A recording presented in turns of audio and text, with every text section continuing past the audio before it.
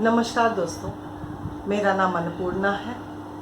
मैं इस हिंदी बॉलीवुड इंडस्ट्री में 24 साल से एज एन एक्टर काम कर रही हूँ। हमारा त्रिनेत्र फाउंडेशन के नाम से एनजीओ है जिसका मेन ऑब्जेक्ट है एंटी सुसाइड। दोस्तों, हमारे इंडस्ट्री में काफ़ी एक्टर्स और टेक्नीशियंस सुसाइड कर चुके हैं, जिसका मेन कारण है को एक्टर्स और को टेक्नीशियंस द्वारा हैरेसमेंट, रैगिंग।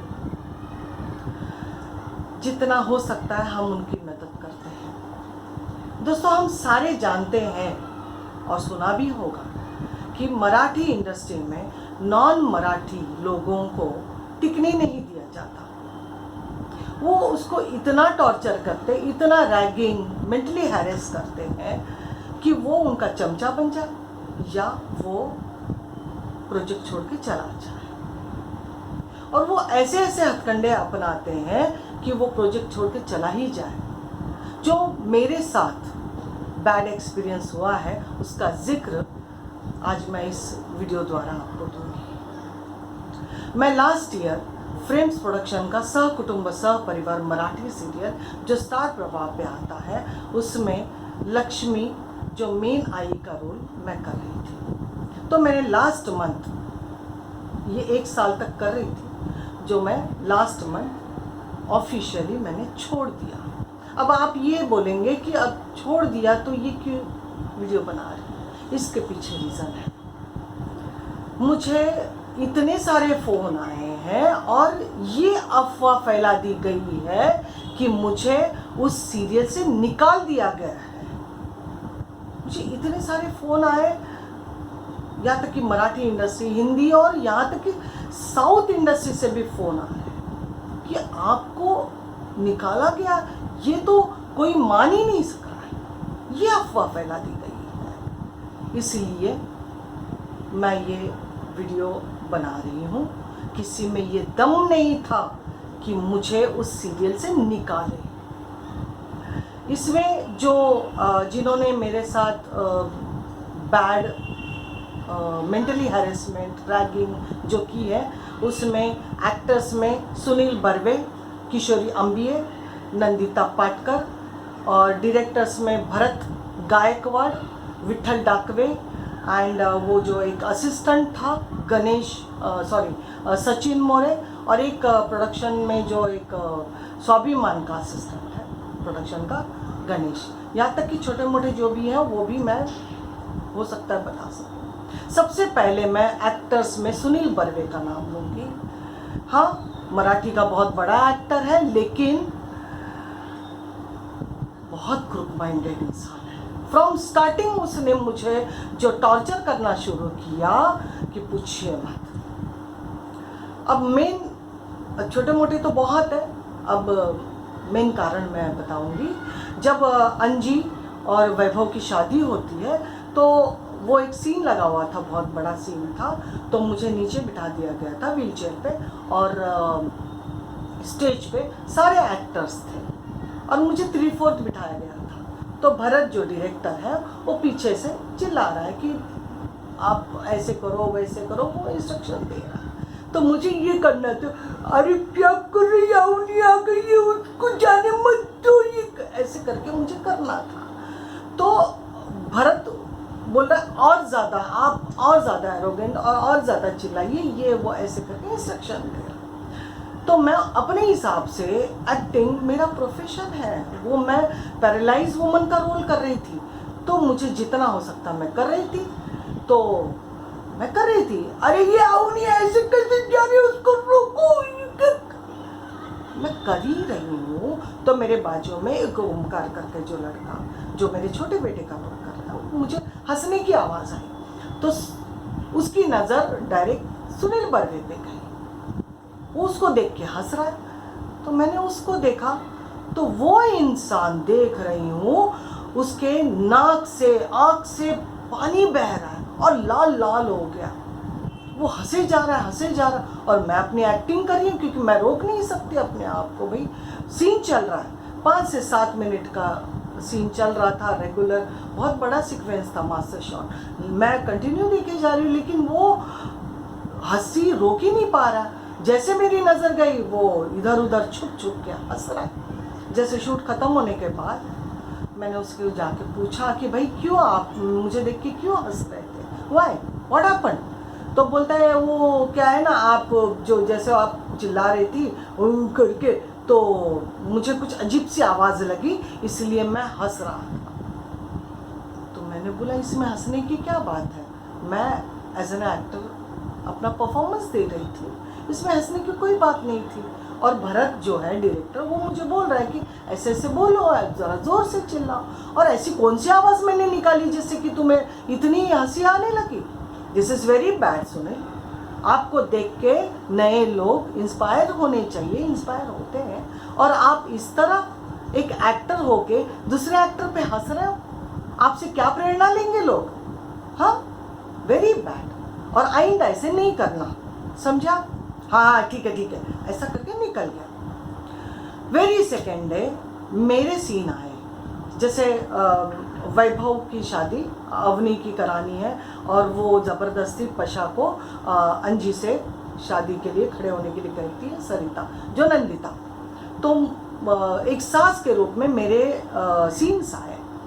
तो जैसे मैं सीन्स करने के लिए अंदर गई तो आया, बोलता है अरे बाप रे, ये उड़े डायलॉग, इतने डायलॉग, ये कैसे बोल सकती है, पैरालाइज वाली औरत कैसे बोल सकती है, और इतने डायलॉग, ये तो आई तो पोपट की तरह बोल रही है।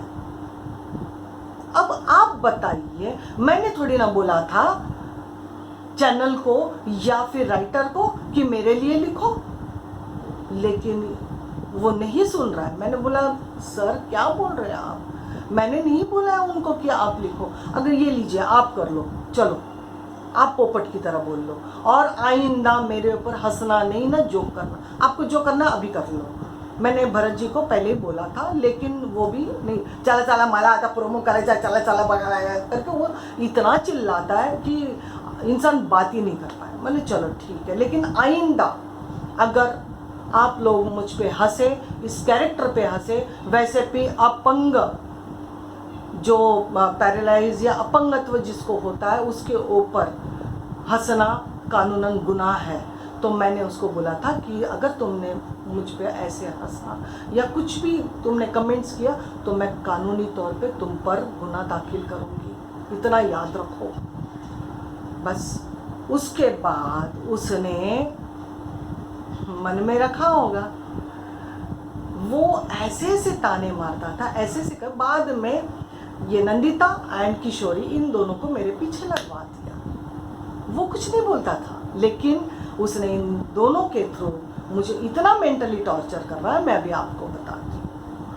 उसके बाद वो पॉजिटिव हुआ, 1 महीना नहीं आया, 1 महीने के बाद आया, फिर वही शुरू, अरे आई अशी कशी बोलू शकते, एवढं कसं, आई तो पोपट सारखे बोलते। मैंने बोला हाँ बाबा तू नहीं था 1 महीना, तो पोपट की तरह मुझे बोलने के लिए लिखा है, जाके वो राइटर को बोल दे भाई तुम्हें बहुत तकलीफ हो रही है, मुझे डायलॉग्स देते हैं तो तुम्हें बहुत तकलीफ होती है ना, जाके डायरेक्टर प्रोडक्शन या राइटर को बोल दो कि मुझे डायलॉग मत दो, मैं अपने एक्टिंग से, मुझे डायलॉग नहीं भी दिया तो भी मैं अपने एक्टिंग से, एक्टिंग के बलबूते पर मैं करके दिखाऊंगी, समझे, मुझे डायलॉग की ज़रूरत नहीं है। हाँ हाँ ठीक है, ऐसे करके निकल। ये हर टाइम रोज़ ना रोज़ मुझे टॉर्चर करना शुरू, यहाँ तक कि उसकी बेटी की शादी हुई, वो हैदराबाद गया था, तो आने के बाद मैं ठीक है करके छोड़ दिया। और आने के बाद मैंने पूछा अच्छा सुनील कैसे हो, क्या हो, अच्छा अभी तो तुम्हारी बेटी हमारी बहू बन गई है ना, साउथ इंडियन लड़के से शादी की तो अभी तो हमारी बहू बन गई है। तो वहाँ पे वो नंदिता बैठी थी, वो क्या बोली, हाँ तेलुगु तेलुगु, हाँ अंडा गुंडू ठंडा पानी, मेरी जाति पे भी बोला जा रहा है, तेलुगु लोगों को अंडा गुंडू ठंडा पानी। और मैंने उसको ये वो क्या बोल रही है, तो हमारी जाति पे तो बोल रही है, ये बोलना गलत है, इस पे गुनाह दाखिल हो सकता है, इतना याद रख, समझी, इस तरह नहीं बोलना चाहिए तुमने। एज एन एक्टर तुम लोगों ने जातिवाद लाना ही नहीं चाहिए। हम एक्टर्स हैं, हमें देखकर लोग प्रेरित होते हैं, जातिवाद नहीं होना चाहिए यहाँ पे। लेकिन वो नहीं रुकी, फिर से उठते हुए भी बोल रही हाँ अंडा गुंडा ठंडा पानी। ये बड़ा एक्टर सुनील वहाँ पे बैठा हुआ था, इसने जरा भी रिएक्ट नहीं किया। यहाँ तक कि उसकी बेटी का ससुराल साउथ इंडियन है, तेलुगु है, मेरी जात का लड़का है, उसने रिएक्ट नहीं किया। वो भी हंसते हुए उसके पीछे पीछे निकल गया। पता नहीं क्या है इन लोगों का मंशा, मैं नहीं जानती, लेकिन हमारी जाति पे भी बोला गया है। और एक मैं इंसिडेंट बताती हूँ। अब हम लोग दमन में गए थे, वहाँ पे भी मेरे लाइंस काटना शुरू, मेरे पे ब्लेम करना शुरू, अरे काय लेते काय ऐसे करके। हाँ, और उसमें लिखा हुआ था स्क्रिप्ट में कि इनका मैरिज एनिवर्सरी का सीन था, तो भी वो लोग मुझे बोलने ही नहीं दे रहे। बोल रहे अच्छा आई से काय नहीं, ठीक है ये डायलॉग ना मी गे तो करके वो बोलते हैं, और भरत उसको दे देता डायलॉग, मेरे डायलॉग कट। उसके बाद आने के बाद अवनी का कुछ प्रेगनेंसी का हम लोग सीक्वेंस कर रहे थे, तो ओमकार को वो काजल का टीका लगाना थोड़ा भूल गया होगा, तो विठल डाकवे था डायरेक्टर, वो चिल्लाने लगा इनके मुंह में पेंचोत मादरचोत होता ही है।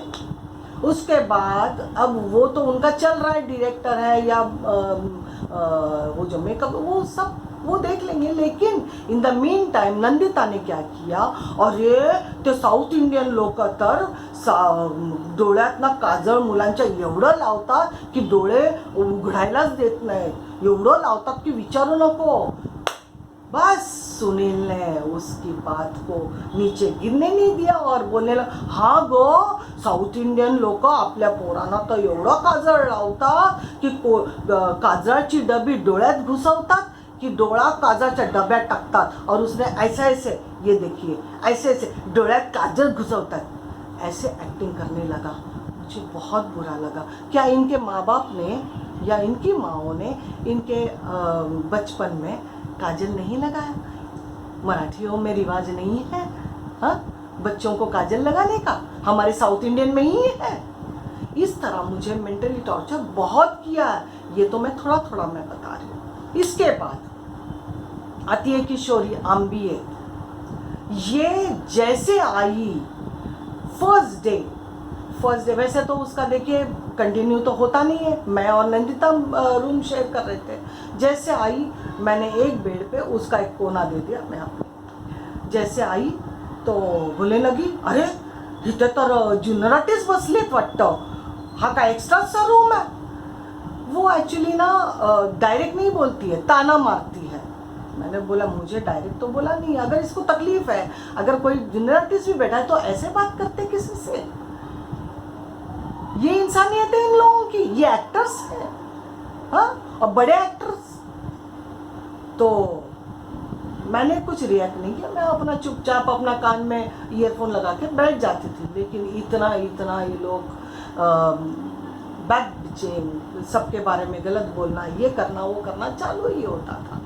फिर एक दिन मुझे ऐसे ही पूछ रही है, थोड़ा सा हेलो, मैं गुड मॉर्निंग वगैरह करती थी, बोलती है मी एक विचारू का तुम्हाला? बोला हाँ पूछो। तो बोलती है आप ये कैरेक्टर क्यों कर रही है, ये आपने नहीं करना चाहिए। मैंने बोला देखो मुझे अच्छा लगा कैरेक्टर इसलिए मैं कर रही हूँ, मुझे हिंदी में काम नहीं मिलता ऐसी बात नहीं है, मैं ये यहाँ पे छोड़ूँ ना तो दूसरे दिन मेरा काम शुरू हो सकता है, लेकिन ये कैरेक्टर मुझे अच्छा लगा इसलिए मैं कर रही हूँ। नहीं वैसे तो तुमको तो हिंदी में बहुत काम मिलता है ना, तो मराठी में क्यों काम कर रही है? मराठी इंडस्ट्री क्या इनकी है हाँ? तो फिर आप लोगों ने भी जो ऐसी मानसिकता रखते हैं कि हिंदी एक्टर्स ने मराठी इंडस्ट्री में नहीं काम करना चाहिए, तो ऐसी मानसिकता और ऐसे सोचने वाले लोगों को हिंदी और तेलुगु साउथ में जाके काम नहीं करना चाहिए, शर्म आनी चाहिए। और इसी औरत ने अभी अभी क्राइम पेट्रोल किया, हिंदी इंडस्ट्री में किया, क्यों किया? शर्म आनी चाहिए इस औरत को, नहीं करना चाहिए ना। जब तुम बोलती हो कि हिंदी इंडस्ट्री के हिंदी काम करने वाले मराठी में नहीं आनी चाहिए, तो तूने भी नहीं करना चाहिए। यहाँ तक कि मैं सेंट्रो लेके जा रही थी, मेरी जैसे कलावंत का रोल बहुत छोटा था, तो फिर मैं सेंट्रो लेके जा रही थी, बलेनो है मेरी, लेकिन कहीं लग विग गया तो चलो कोई नहीं, लेकिन घर में बोलने लगे नहीं बलेनो लेके जा, तो फिर मैं बलेनो लेके गई। बाप रे, इनकी तो ईगो हर्ट हो गई सबकी, ऐसे देख रही जैसे पता नहीं क्या किया मैंने। जैसे आई तो वो एक मेकअप मैन है दीपक, बस उसको मेरे बारे में इतना बोलना कि वो ताने मारना, मतलब मेरे लिए ताने मारना, ऐसे बोलणे, हा किती अभिमान आहे लोकांना, मोठ्या मोठ्या गाड्या घेऊन येतात, अरे दीपू मोठ्या मोठ्या गाड्या दाखवून कामं मिळत नसतात, मतलब कि बड़ी बड़ी गाड़ियां दिखाकर काम नहीं लिया जा सकता। तो मैडम 25 साल से मैं हिंदी इंडस्ट्री में काम कर रही हूँ, मैंने बड़ी गाड़ियाँ दिखाकर नहीं किया, मैंने बहुत मेहनत की है, कड़ी मेहनत की है। हिंदी इंडस्ट्री में सब लोग जानते हैं मुझे कि मैं क्या हूँ, मैं स्ट्रेट फॉरवर्ड हूँ, जो हूँ मैं सामने बोलती हूँ, किसी को ताने भी नहीं मारती हूँ। अब आपको मालूम है क्या दिखाकर काम मिलता है, मैंने कोई गॉड फादर या गॉड मदर नहीं रखा, आपको ज़्यादा मालूम है कि आपने मराठी इंडस्ट्री में क्या दिखाकर काम किया। अब मैं ये बोल सकती हूँ, है ना। इस औरत ने मुझे इतना मेंटली टॉर्चर किया कि पूछिए मत। फिर भी मैं चुप रहती थी, कान में ईयरफोन लगाकर अपना चुप बैठ के गाने सुनती थी, गाने बस, मतलब प्रोडक्शन के पीछे गालियाँ देना, इसके पीछे गालियाँ देना, जो गंदा लगे उसको पीछे, यहाँ तक कि दीपक का जो मेकअप दादा है उसके बारे में भी दीपक के सामने ही उसको इतना भला बुरा, मतलब बोल नहीं सकती, इतना गंदा बोला। वहाँ पे सोनी करके हेयर ड्रेसर थी, जब ये लोग जाने के बाद सोनी ने दीपक को डांटा कि तूने ऐसे कैसे सुन लिया तेरे बॉस के बारे में, अगर मैं होती तो उसको जवाब देती, वो तेरा घर चला रही है क्या। लेकिन वो है करके चुप हो गया। इस तरह इन्होंने बहुत मुझे मेंटली टॉर्चर किया है। इसके बाद आता है नंदिता पाटकर। ये औरत पहले तो हेलो होता था, हम अच्छे से बात करते थे, लेकिन धीरे धीरे किशोरी आम्बी और ये दोनों मिलके इतनी खिचड़ी पकाते थे, आग लगाना शुरू, मेरे बारे में गलत सलत अफवाहें शुरू। इसला खूब गर्व है, इसको बहुत एटीट्यूड है। भाई हिंदी इंडस्ट्री में 24-25 साल हो गया, मेरा कभी एटीट्यूड नहीं दिखा लोगों को। इनको 1 साल के अंदर, 6 महीने के अंदर इनको दिखा, पता नहीं अब इनको ईगो है या मुझे ईगो है, मुझे नहीं पता। एसी इतना ज़ोर से चलाने का, एसी का रिमोट अपने पास रखने का, और ऐसे ऐसे हथकंडे अपनाने लगी कि पूछो मत। मैं ज़्यादा ध्यान नहीं देती थी, यहाँ तक कि ये लोग फ़ोटोज़ खींचते थे, वीडियो खींचते थे, जो भी है आप देखिएगा हर एक पेज पे और हर एक फ़ोटो में। आज तक 1 साल में कभी एक गणपति के इसमें एक आध फ़ोटो होगा, कई एक आध वीडियो होगा, पूरे पेज में मैं नहीं हूँ। माँ का अस्तित्व नहीं है सकुटुंब सपरिवार में, माँ की कोई वैल्यू ही नहीं है।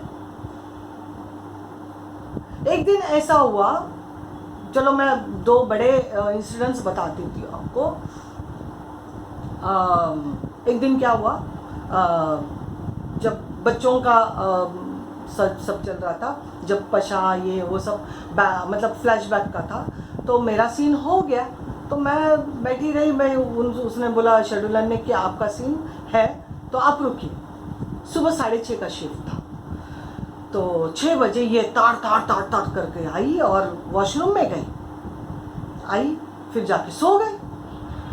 8 बजे मैंने बोला, आँख लगी थी, जाके देखा, और भानसे करके एक शेड्यूलर था, उसको जाके पूछा तो बोला नहीं अभी नहीं हो पाएगा। तो मैं फटाफट चेंज करके वॉशरूम में गई, कमोड पे ढक्कन लगा हुआ था, तो मैंने ढक्कन उठा कर देखा तो मुझे शर्म आ रही है बोलने के लिए, अब उसको करने के लिए शर्म नहीं आई।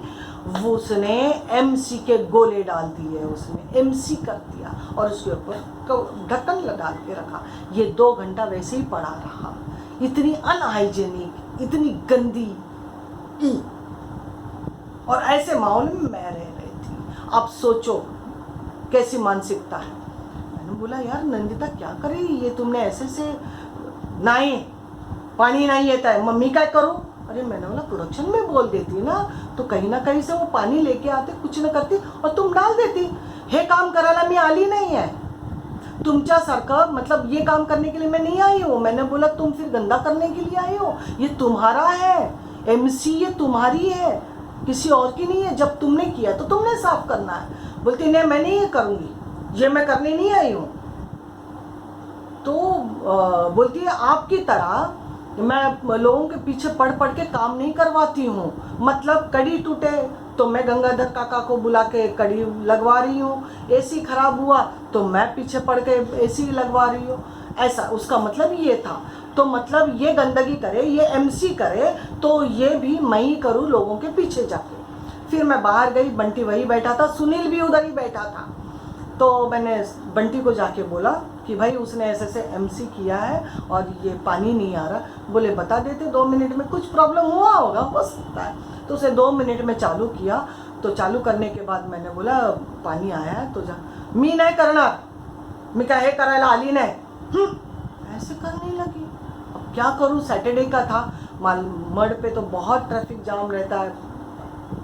मैंने बोला वॉशरूम इतना ज़ोर से आ रहा था, मैं रोक नहीं पा रही थी। फिर मैंने साफ़ किया, हैंड वॉश वगैरह सब डाल के क्लीन किया, मैंने किया करके मैं वॉशरूम करके निकल गई। जैसे बाहर निकली ताड़ करके बाहर आई, सुनील के बाजू में जाके बैठ गई, मेरे पीछे गॉसिप्स चालू हो गए।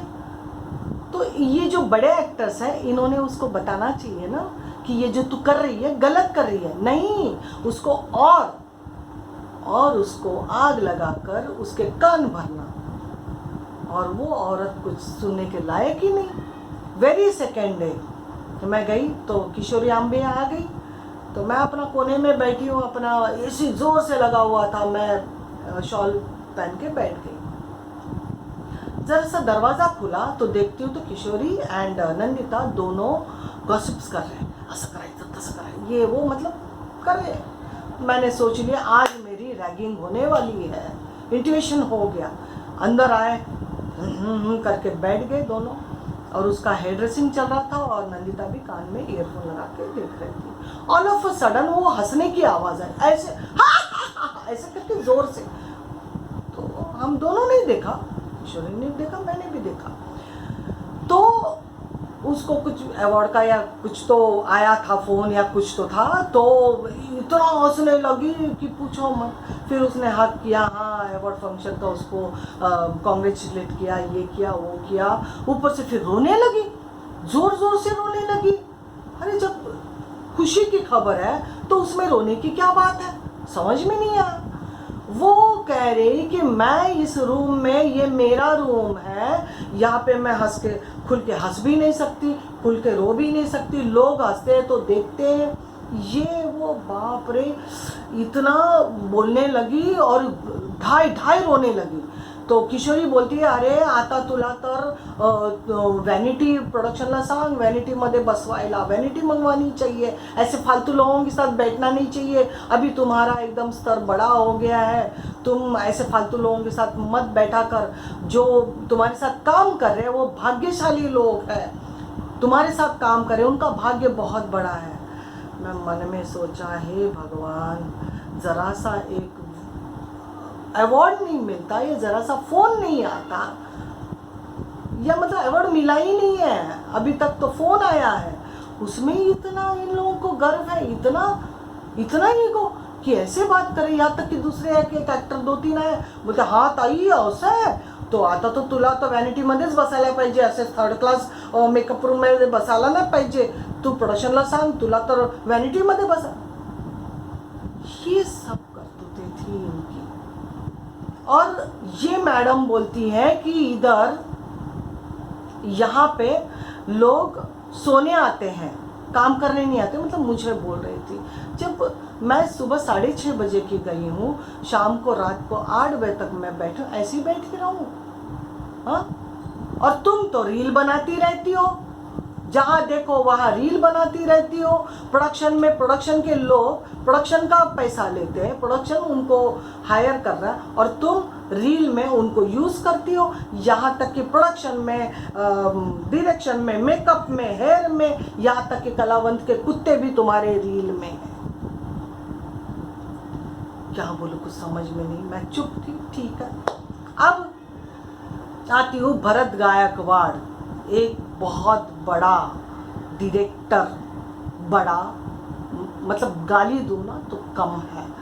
फ्रॉम स्टार्टिंग उसने मुझे ये बोलना शुरू कर, ए त्या बुड्ढी ला बोलवा, अरे ओ महातारी को बुलाओ, ए महातारी ला बुलाओ, ए महातारी, बस यहाँ तक। मतलब मैं टॉर्चर्ड होने लगी कि ये ऐसे क्यों। मैंने 1-2 बार उसको समझाया भी, सर मेरा नाम अन्नपूर्णा है और मेरे कैरेक्टर का नाम लक्ष्मी है, अगर आपको नाम से प्रॉब्लम है या मैडम बोलो या आप करके बात करो। ये क्या बात हो गई कि आप महातारीला बोलो, अरे उस बुढ़ी को बुलाओ, इस तरह बात करते हो?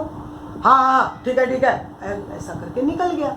और उसके बाद भी वो इंसान मेरा एक भी रिटेक हुआ तो चिल्लाता था, डायलॉग नहीं के लिए, है नहीं के लिए, अरे काय बेंच ऐसा करता है।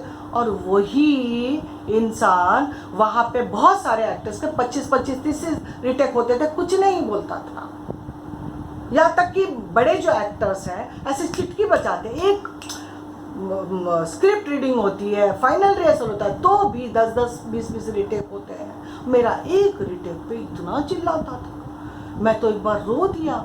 मैंने कुछ नहीं किया था, यहाँ तक कि उसमें जो लिखा हुआ वही बोला था, बोले इसमें है ये नहीं। तो वहाँ पे एक असिस्टेंट डायरेक्टर था अपना वही विश्वास, उसने बोला नहीं आई ने बराबर बोला है, तो तब जाके चुप हो गया वो। मतलब बिना मतलब मेरे पे वो करना, और बार बार मुझे ये बोलना कि आपको चैनल को बोल के मैं निकलवा सकता हूँ। अरे तुम में दम होता ना तो निकलवा देता ना, निकलवा देता। मैंने छोड़ा है। उसके बाद मैं दिसंबर में पॉजिटिव हुई।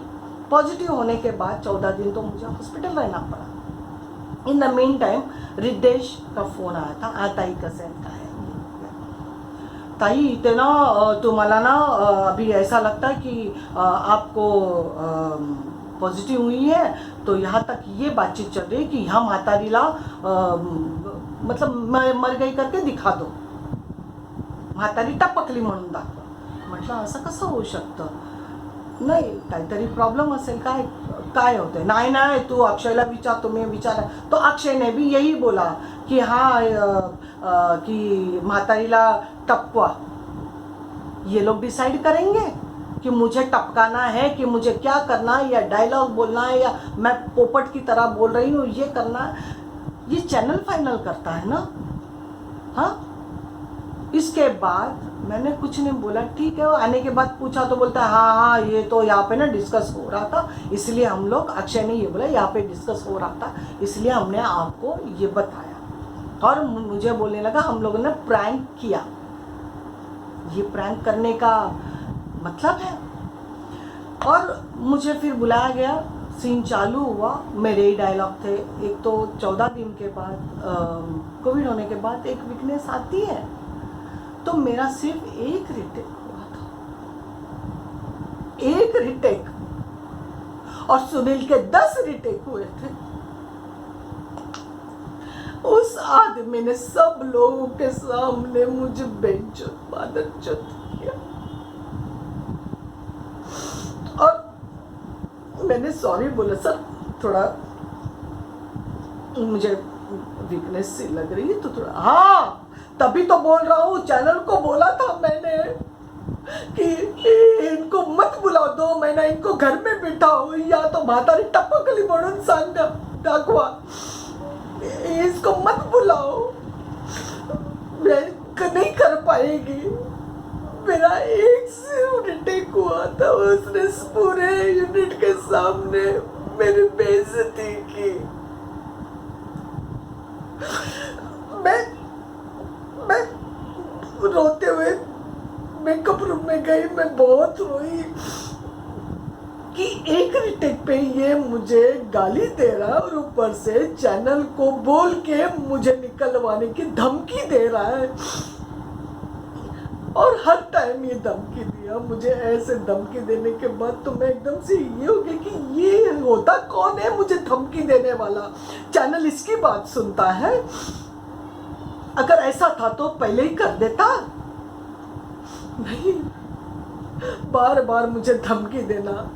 इसके बाप का चैनल है क्या और चैनल इसकी बात सुनता है? नहीं ना। तो फिर मुझे डिप्रेशन आने लगा धीरे धीरे। मैं एकदम से कुछ अजीब सा बिहेव करने लगी। मैं बात भी करती थी तो ऐसे नहीं बात कर पा रही थी। तो फिर मैं जो साइकेट्रिक होते हैं उनके पास गई और उन्होंने यही बोला कि एक तो आप अपने मन में इतना रखा